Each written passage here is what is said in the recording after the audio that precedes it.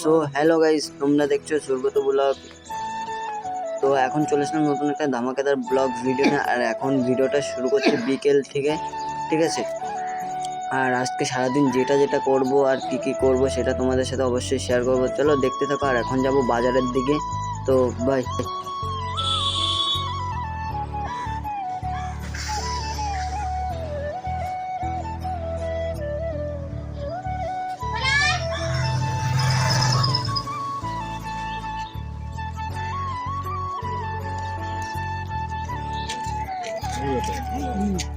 বাজারে যাবো দেখি ওরা পায়নি কি